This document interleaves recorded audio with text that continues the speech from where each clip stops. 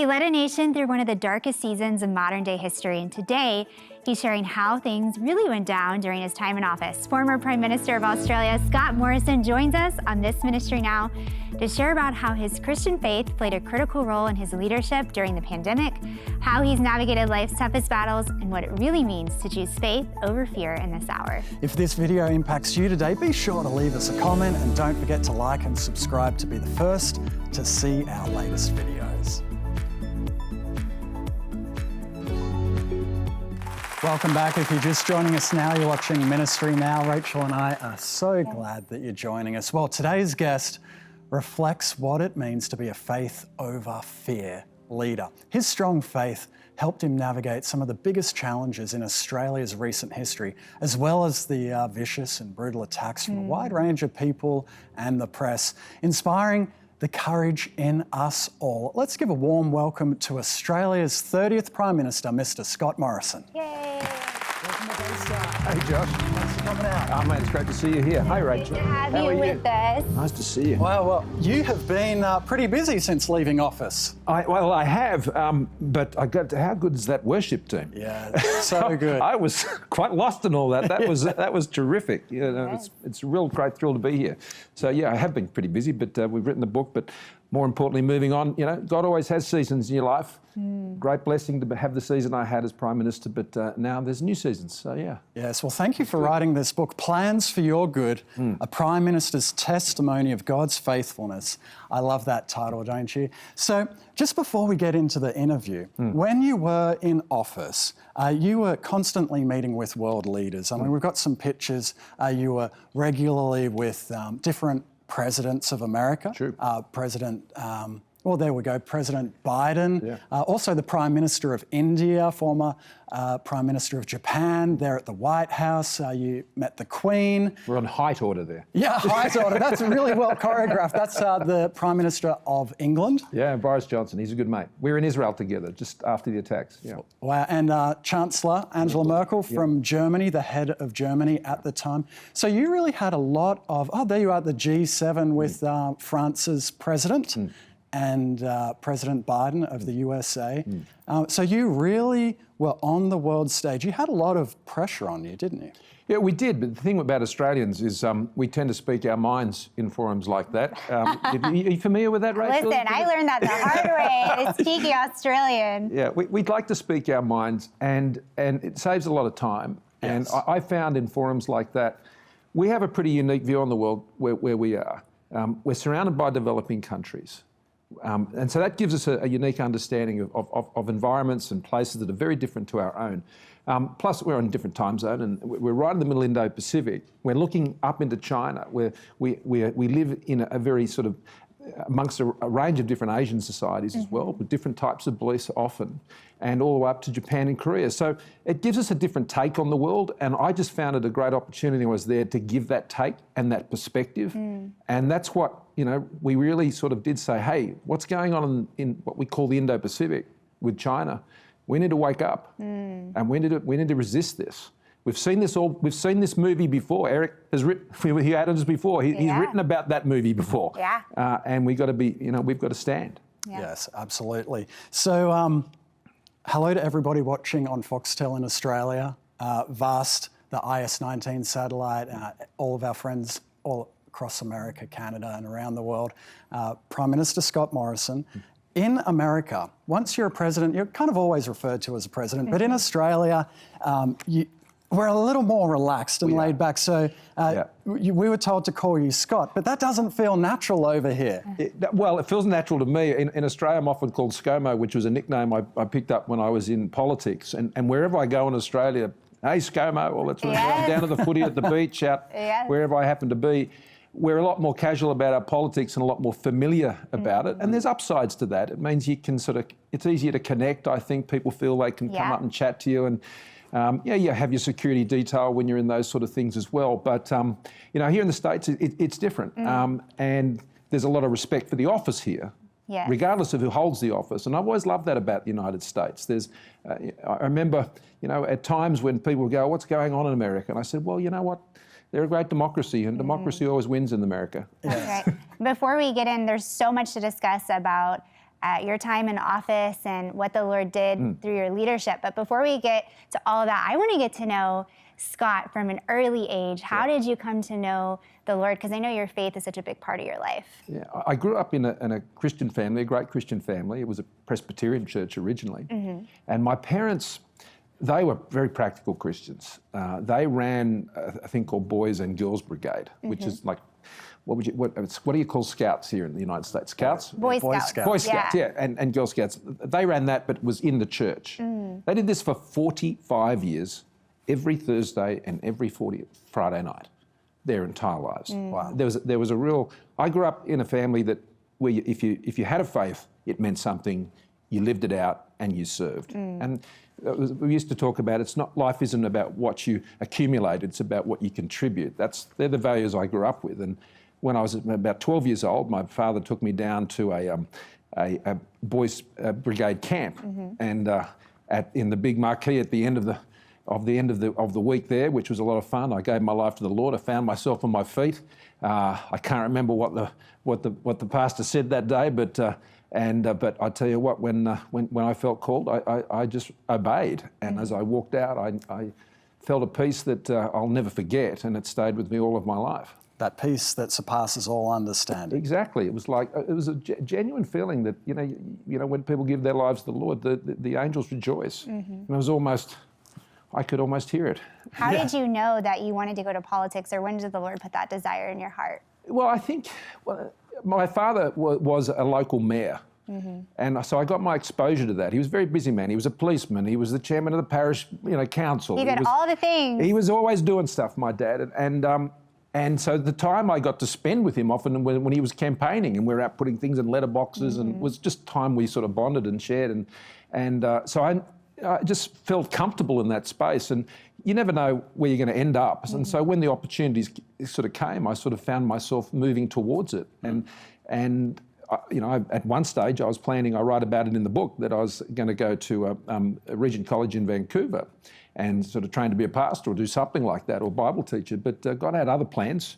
The thing about God's plans is you've got to surrender yours to His, which is really what I try and share in the book. It's, I think, one of the hardest things for Christians, and even for people directly in ministry. Sometimes in ministry, people go, I think I really know how I can help God out here. I'm sure God's very appreciative of that, but I think He's got plans about how you can help Him out. Yes, yeah. Joni wrote a book about surrender. Yeah. It really is a key part to our Christian faith in handing over control, doing the best we can, but being obedient to hand that control over to God, which you talk a lot about in your book. So tell us about your family and your wife and your girls. How you met. Well, Jenny and I, we've known each other since we're about 11. Wow. And when we first met, and we got, we started being boyfriend and girlfriend, and when I was 16, she was slightly older than me, and 5 years later we were married, and we've been with each other ever since, over 30 years now. We've got two beautiful daughters, Abby and Lily, and we had quite a journey to have those, and God's faithfulness and teaching to us in all of that was extraordinary. All the things that happen in your life, God is just constantly building the resilience and the things He knows you're going to need that you don't know. But I tell you what, when you find yourself in that situation, you go, I'm really sort of glad now that happened. Right. I wasn't too flash about it at the time, but the thing I love about God, He's in your future, He's in your present, and He's in your past all at the same time. Yeah. And that's quite a perspective that gives you a lot of confidence. I found in all the things I've done. But they're beautiful, our kids, and they're growing up too fast. But I'm pleased now that I'm out of politics that I get a lot more time to spend with them than I did before. I love that. We often say we live life looking forward, but sometimes we only understand it when we look back. And through every trial or tribulation we go through, as much as we don't like it in that moment, God is building something in us. And you, like you mentioned, or briefly alluded to, that you and your wife struggled to conceive. Can you share a little bit about that journey? Because I know you do talk about that in your book, and the miracle that God gave you with your girls. Yeah, that's true. It was 14 years. And we went through all sort of treatments over a long period of time, and they were really hard times. And I remember one particular time I write about in the book. We were living in Wellington, New Zealand at the time. I was doing some work there, and it had been 7 years at that point. And we'd prayed, we'd had elders prayer, we'd had all of this, And I couldn't think of a more honest, pure motive, particularly out of Jenny's heart, that she would really want this. Of course I did too, but it was breaking my heart that her heart was shattered. And I got pretty angry with God, I got to tell you. I was walking through the forest there, I was taking it up with him. And what I saw 7 years after that, when we were finally blessed, I could think of God in my future at that time in my present, and he's saying, and I could just feel that he was there with me going, gee, I wish this was not necessary. But, you know, if you can only see what I can see right now, and I'm getting emotional. Yeah. Continue. It's incredible because people are going through real struggles right now. And we're talking to a man who is responsible for tens of millions of people and beyond that around the world. You face these massive battles that you had to... Let me just finish the last story now. I've recovered my composure. Yeah. Thanks for that segue. But my daughter ended up being born on the 7th day of the week, on the 7th day of the month, in the 7th month of the year, in 2007. It was amazing. And so when we won the election in 2019, they were with me, and I just felt that was an election we weren't supposed to win. Everyone thought we were going to lose. And I got up and I said, I've always believed in miracles, and the biggest miracles are standing with me right here, which were my daughters and my family.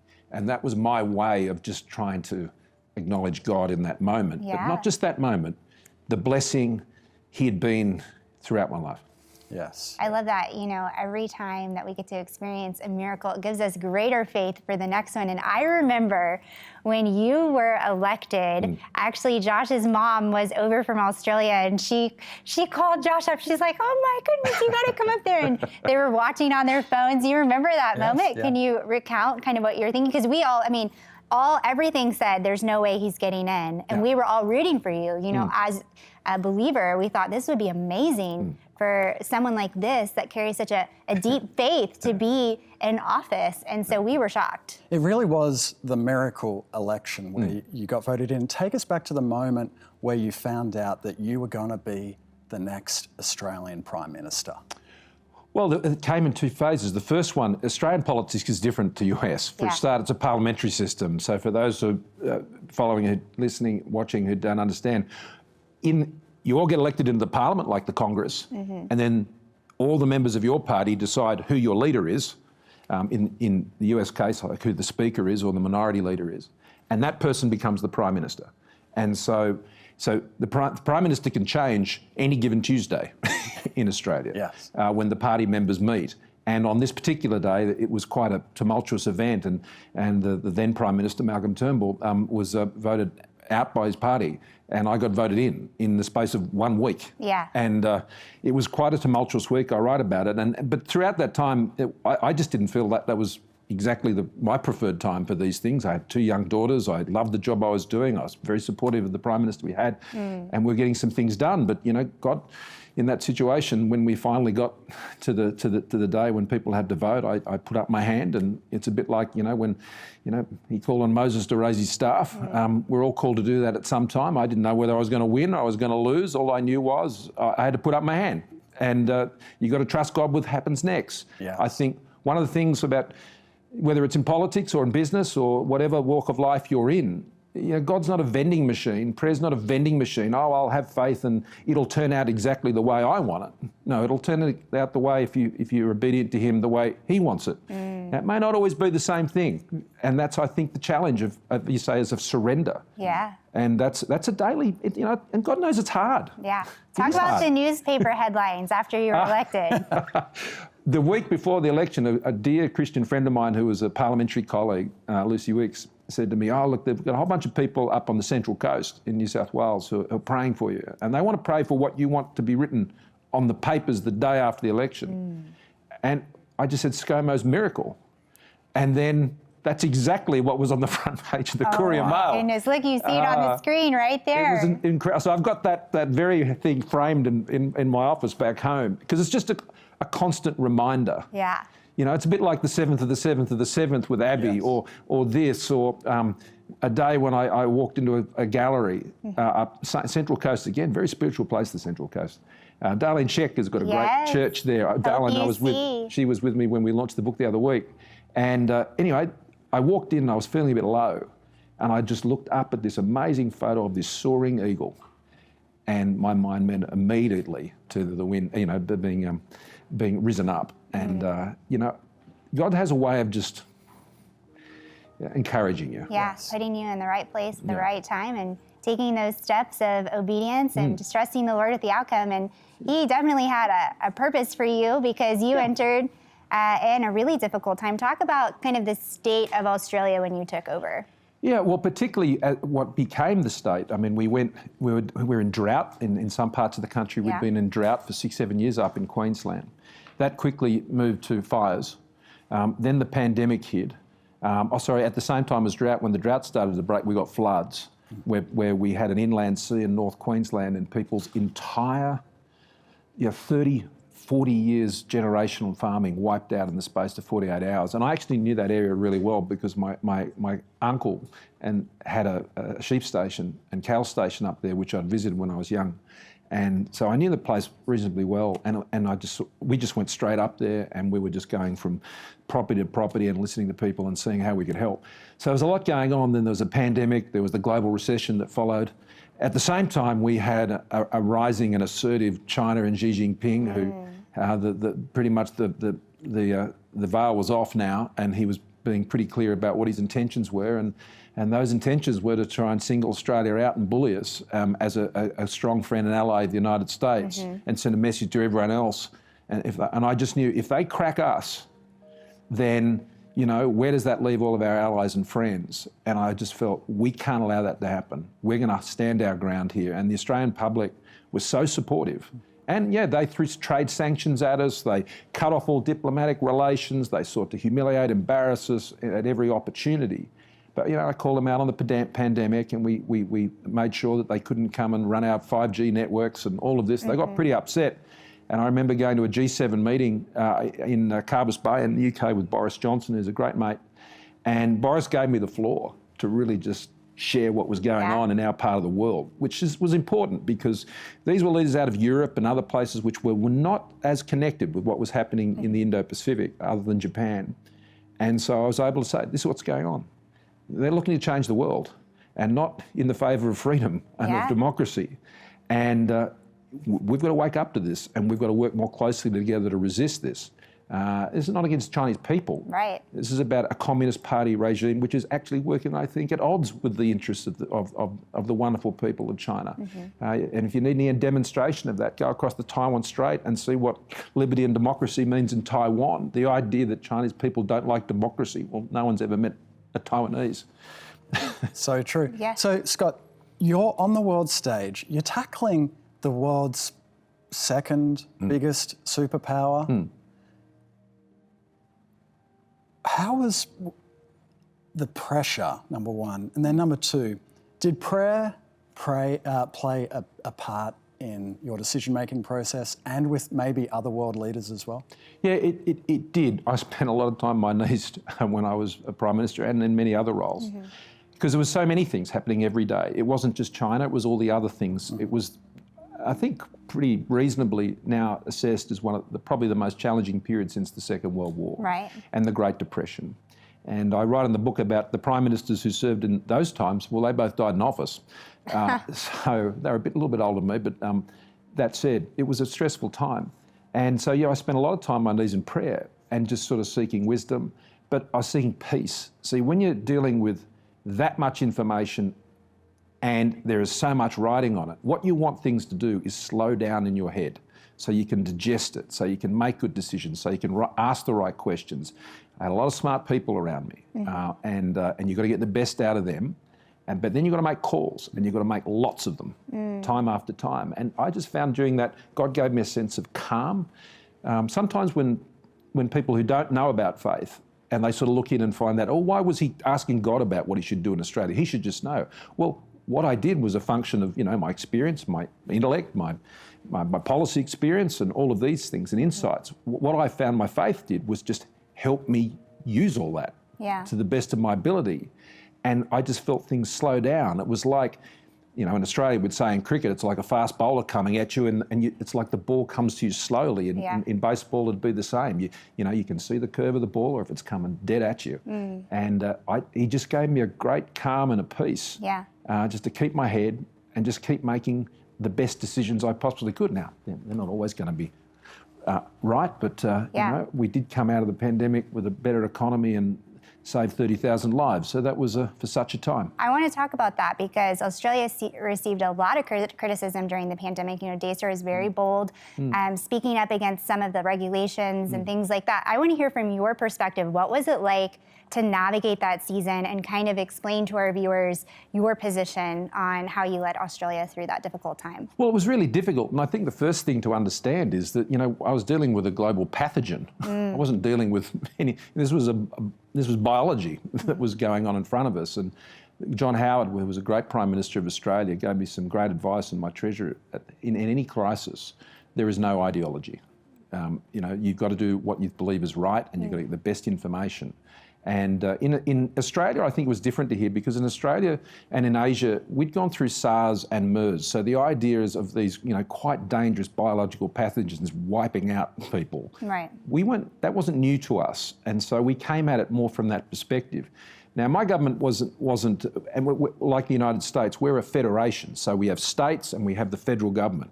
The states have all the powers over things like lockdowns and vaccine mandates and things of that nature. And they made a lot of those decisions unilaterally. I tried to get them all together to work together as best as I could. And so a lot of people in Australia and elsewhere went, well, why can't the Prime Minister sort of be like the President and just be able to just make every decision? The irony was I sort of tried to do that a bit and got criticised for that as well. But, you know, in that you just try and make the best decisions. And it's about health, and it's about saving lives. It's about using the best information you can. You can't control what every decision maker does. And so sometimes you get blamed for those things you even had nothing to do with. But at the end of the day, you've got to look back and say, well, what were the outcomes? And the outcomes were the rate of suicide in Australia during the pandemic actually fell by 7.5%. Wow. And that was one of the things I prayed for. We poured resources into mental health because I knew the very things that were going to save people's lives were going to be the same things that destroyed their businesses and livelihoods. So we also put resources into making sure our businesses could get through. We worked the health side of it as strongly as we could, and then we poured resources to help people, you know, get through. And so at the end of the day, we saved lives, we saved livelihoods, and Australia came out of the pandemic probably better than any developed country in the world, other than, you'd probably say, Taiwan. And arguably South Korea, we were probably on a par with, and we wasn't perfect. Some of y'all's state premiers were a little strong, weren't they? Yeah, they were, and some better and different too. And so, I mean, I was more favouring what they were doing in my home state of New South Wales. In some cases, domestic borders work, like with Western Australia, where no one really lives on that border. But on the New South Wales-Queensland border, as your mum would know, you know, a lot of people live on that border, and it's a very dysfunctional place to draw a line and say you can't go across there to buy the milk or go to work or. So, you know, it was hard, but we got through it. Yes, and prayer was key. Oh, yeah, just to keep my head. In guiding your decisions. Well, if you want that peace that Scott is talking about, you know, you might have decisions in your life that you've got to make. And we have a saying in Australia, darned if you do, darned if you don't. Some people might say it a little differently, but for television, that's how I would say it. And, you know, which essentially means you're going to face criticism, whatever decision you make. But I just want to encourage you that if you do what Scott did, if you just get down on your knees and you just surrender that issue to God, He's going to speak to you and He's going to lead you through.